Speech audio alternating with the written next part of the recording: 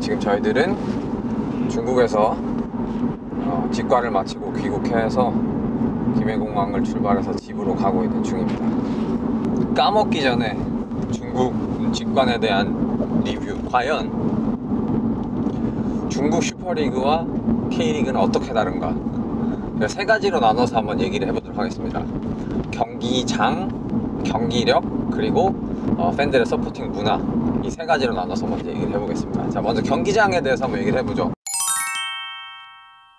경기장 어땠어요? 최악이죠. 경기장이 종합 경기장이에요. 제가 알기로도 중국 거의 대다수의 팀들의 주 경기장이 다 종합 경기장이거든요. 네, 맞아요. 그래서 시야 뭐 이런 건 안 좋습니다. 기대를 안 해야 돼요, 사실. 안 좋죠. 안 좋고, 다만 그 지난 올림픽 센터, 지난 스포츠 올림픽 센터인가요? 거기는 비교적 최근에 지어져서 이 관중석이 되게 이렇게 높은 각도로 이렇게 돼 있어요. 그 미국에 있는 막 그 미식 축구장 이런 것들처럼. 그래서 경기장 자체가 막 엄청나게 멀리 있거나 그렇진 않은데, 그럼에도 불구하고 일단 기본적으로 그 트랙 때문에 생기는 거리가 있으니까 좀 멀죠. 경기에 관람하기에는 별로 좋지 않죠.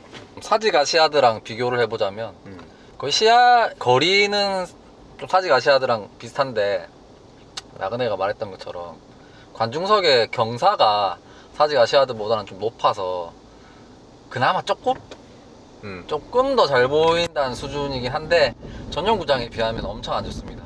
네. 그리고 저는 한 가지 좋았던 게, 그 샹하이 선화 홈구장도 제가 갔다 왔잖아요. 중국은 경기장을 지을 때 좀 전략적으로 그렇게 지은 것 같아요. 1층은 다 상가예요. 이번에도 봤잖아요, 그쵸? 대구 DJB 대구 넥파크 비슷하게. 네. 그래서 아예 1층은 다 상가고, 그래서 그 입구 자체가 2층으로 관중석들이 입장하게 돼 있고, 아래층은 내려가게 돼 있고, 그쵸? 그게 좀 되게 좋더라고요. 상가가 있으니까 뭐 카페도 있고 먹을 것도 많고, 우리가 시간이 없어서 들러보진 못했는데, 그런 것들이 사람들이 평소에 경기장을 조금 더 친숙하게 생각할 수 있게 만드는 요인이 되지 않나. 그러니까 편의시설 자체가 경기장에 붙어 있다는 건 엄청난 장점입니다. 잔디 상태는 뭐 워낙 멀어서 솔직히 잘 보이진 않았는데, 근데 관리가 괜찮았던 것 같아요. 좋아 보였던 것 같아요. 네, 괜찮아 보였었고, 그 원정석이, 저희가 원정에서 봤는데, 원정석 2층 그 남쪽 구역 2층으로 구석탱이 완전 전광판처럼 몰아놔가지고 살면서 그렇게 축구 본 적 처음이네. 네, 거의 뭐 이렇게 완전 이렇게 뺑 둘러서 뭐라고 하죠?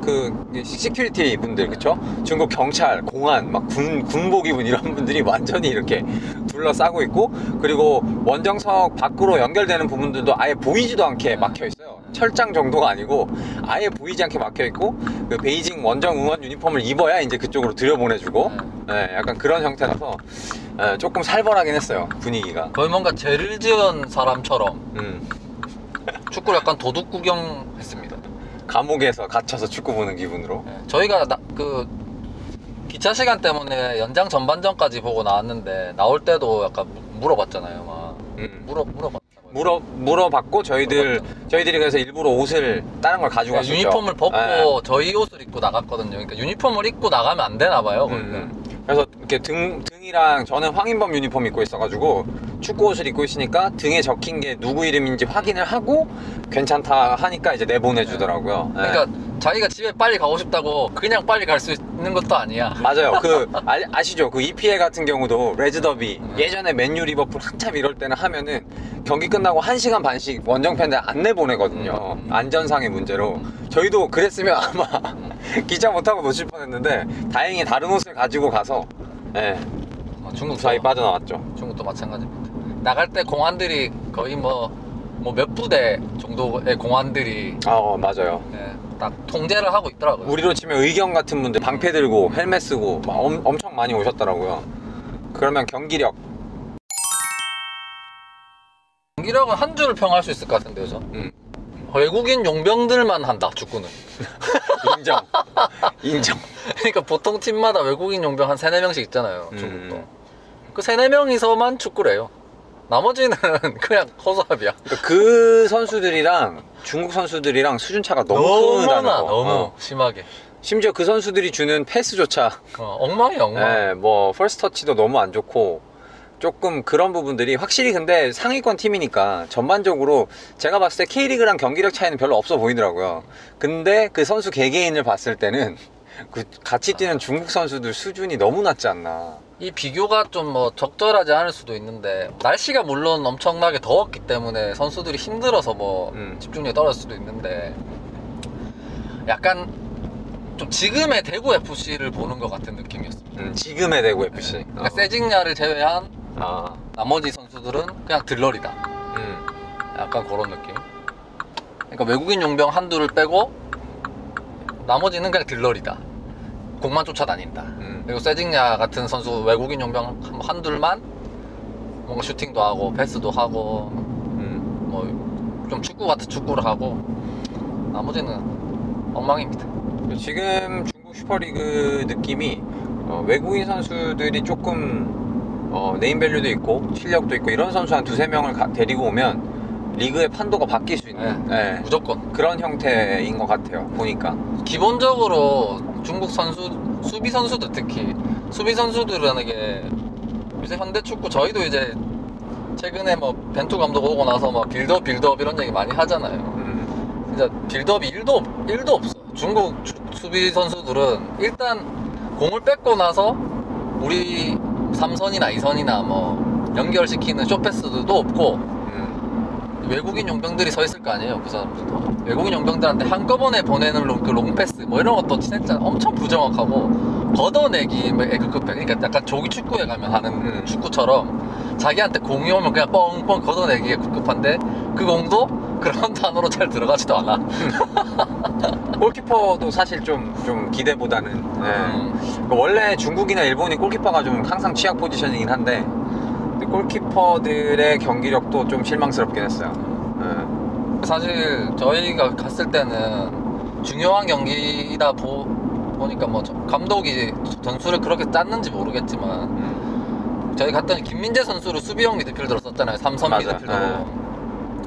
근데 김민재 선수가 사실 썩 잘하지 못했거든요. 본인의 원래 자리가 아니다 보니까 공간을 뭐 벌려줘서 뭐 패스를 받으러 간다거나 이런 동작들이 좀 부족한 게 사실이었는데 그래도 중국 선수들보다 잘하더라.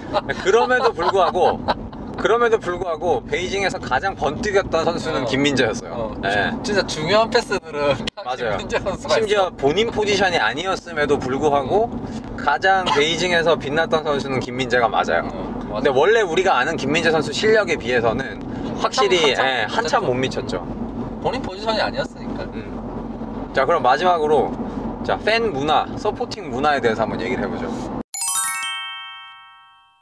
서포팅 문화는 뭐 저 같은 경우에는 뭐 영국 축구나 뭐 유럽 축구 아직 가보진 않아서 잘 모르겠지만 TV로 많이 보잖아요. 많이 비슷한 면이 있긴 있더라고요. 서포팅 문화는. 그러니까 상대방을 바로바로 욕하잖아요. 가운데 손가락을 막 치켜 세운다든지 아니면 입으로 욕을 한다든지 영국 축구 자주 보면 나오는 그런 거를 중국 팬들도 그대로 많이 봤나봐. TV를 많이 봤나봐. 그걸 그대로 하고 있고 근데 중국 사람들은 또 목소리도 되게 크고 제스처가 굉장히 과격하잖아요. 그쵸. 더 무서워. 너무 무서워. 훨씬 더 과격해 보여, 유럽보다. 그리고 문신도 많잖아요, 사람들이. 네, 막 팔에 잉어 한 마리씩 있고 이렇더라고. 무섭더라고. 그리고 막 우통 다 까고 막 담배 막 물고 경기장에서. 그러니까 약간 일본의 서포터즈랑 약간의 차이가 있다면 그러니까 제가 그때 본 일본은 그냥 진짜 응원만 했어요. 응원가를 부르고 선수콜만 하고 약간 그런 분위기지 상대방을 향해서 욕을 한다거나 비난을 단체로 하는 그런 건 없었던 것 같은데 중국은 상대방을 향해서 도발을 엄청 합니다. 그걸 되게 이 조직적으로 조직적으로 보통 영국이나 뭐 우리나라도 상대 도발하지만 뭐 혼자서 막 소리 지르고 욕하고 이 정도지 조직적으로 목소리를 모아서 막 예를 들어서 뭐 다른 팀 이름을 부르면서 막 어디 바보 막 이런 거 안 하잖아요. 그러니까 예를 들자면 막 그런 거죠. 산동 바보 이거를 엄청 조직적으로 하는 거지.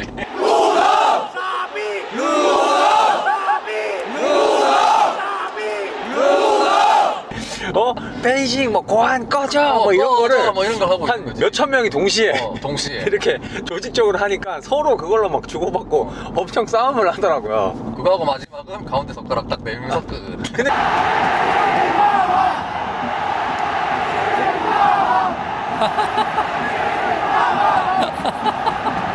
역시 제일 재밌는 건 싸움 구경. 싸움 구경 꿀잼.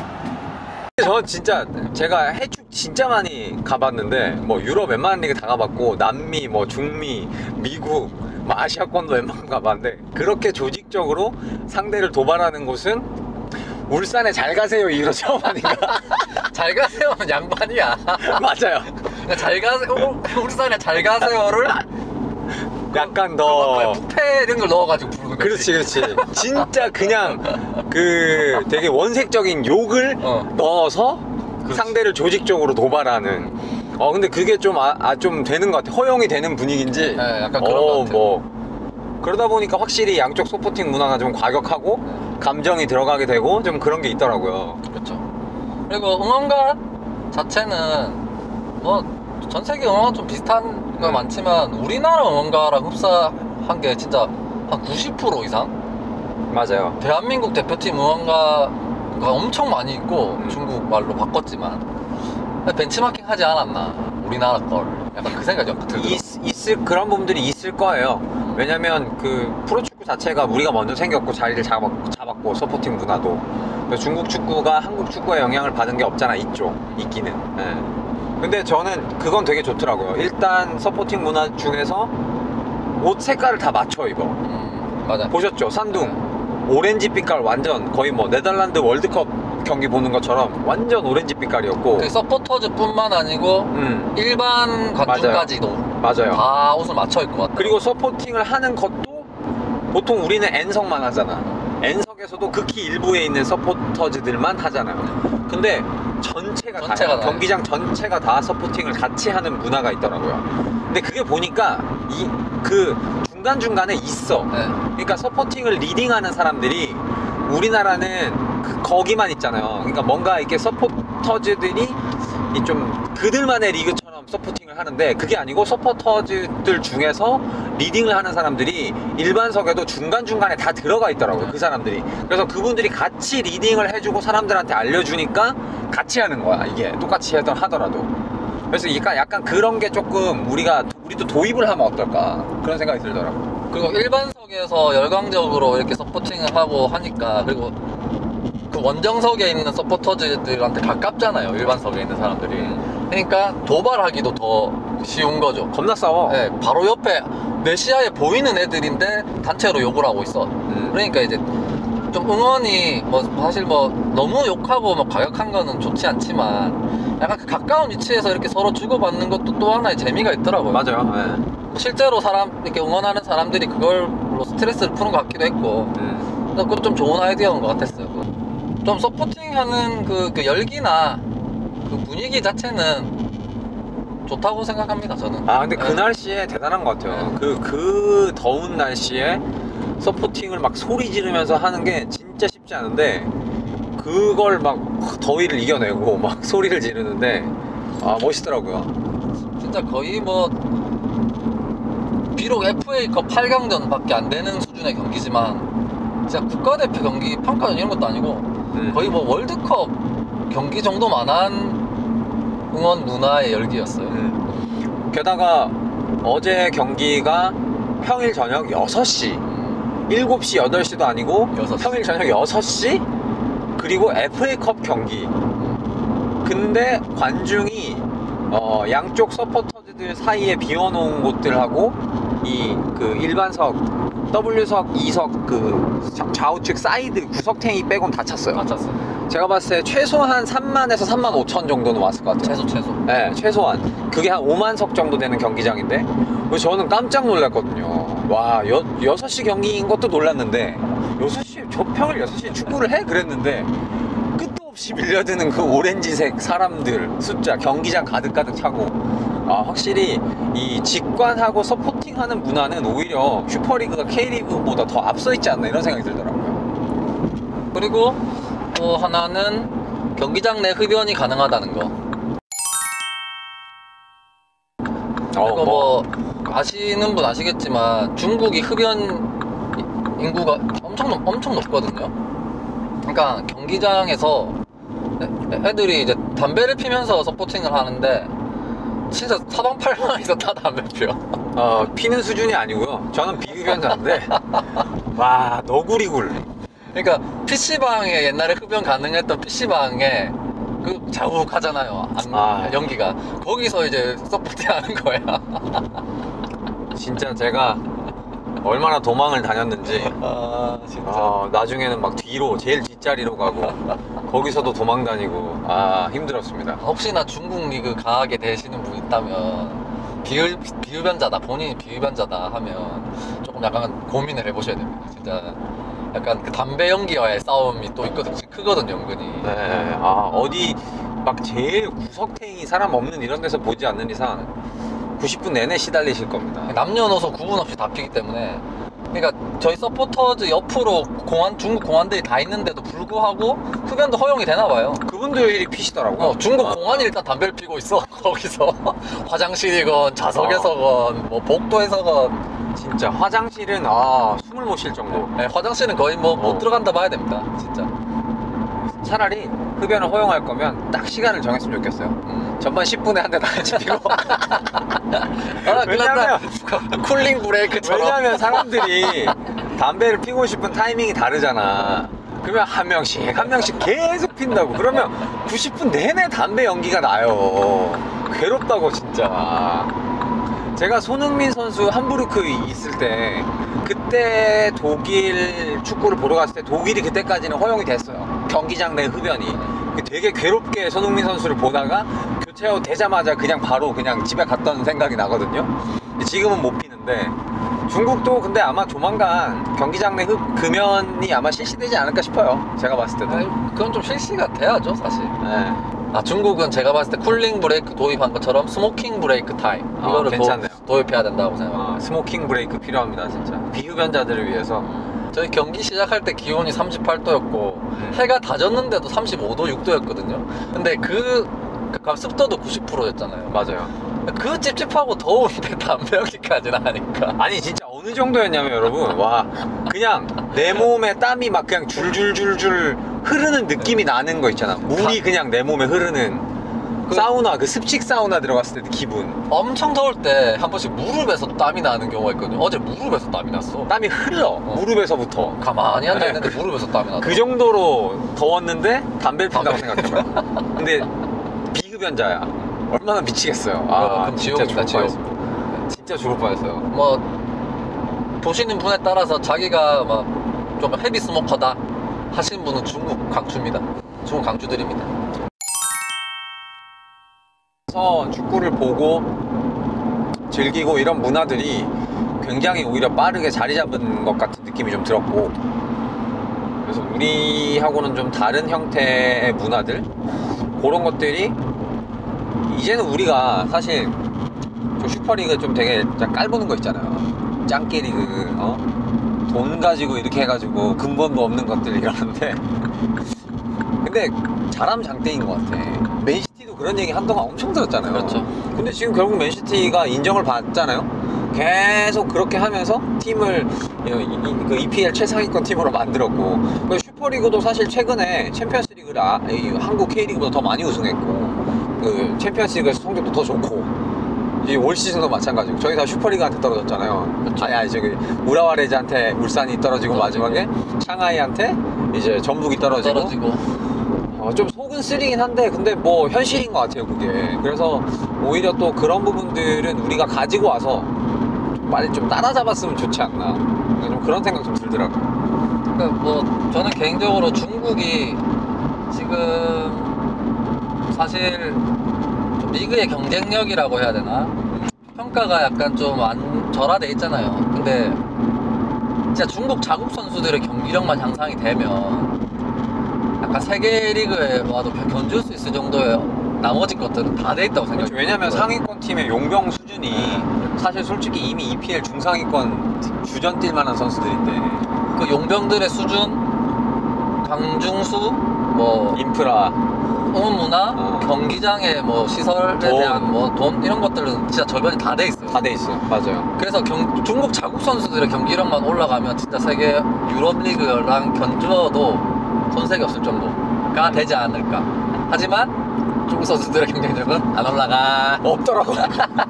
우리가 봤는데 지금 그렇게 돈 쏟아부은 지 지금 몇 년인데 안 올라가. 안 돼. 내가 봤을 때는 그 베이징에 뛰는 선수들 K리그 와도 주전 못 뛰어. 중국 선수들 그 정도 수준이니까 뭐 답이 안 나와. 그거는 뭐 너네 알아서 하시고요. 중국도 중국 선수들 경쟁력만 올라가면 정말 중국 리그 좋은 리그 될 겁니다. 아무튼 저희들이 봤던 그 중국 슈퍼리그와 우리 K리그의 차이점은 그랬습니다. 마지막으로 한마디 하시죠. 제가 이번에 저는 중국 가서 축구 경기 본 게 이번에 처음인데 이제 저희가 어제 경기 끝나고 나서 돌아오면서 보니까 저희 최강희 감독님이랑 김신욱 선수 있는 상하이 선화가 당전 올라갔더라고요. 그럼 4강에서 또 다른 입항을 만나요. 그것도 만약 거기를 혹시나 이겼다 하면 결승 가면 또 상하이 상강 만날 수도 있을 것 같더라고. 그래서 또 조만간에 혹시나 기회가 되면 중국 상해 가서 우리 최강희 감독님이랑 김진욱 선수 한번 응원해 보도록 하겠습니다. 조만간 내가 봤을 때 중국 복수 비자 받을 것 같아요. 1년 동안 쓸 수 있는 비자 있거든요. 그거 받지 않을까. 아무튼 저는 딴 건 다 모르겠고요. 경기장 전체가 같이 서포팅하는 문화 이것만큼은 K리그도 좀 같이 이렇게 좀 할 수 있도록 만들어갔으면 좋겠다는 생각이 듭니다. 여러분 직관은 언제나 아싸풋볼과 함께 안녕.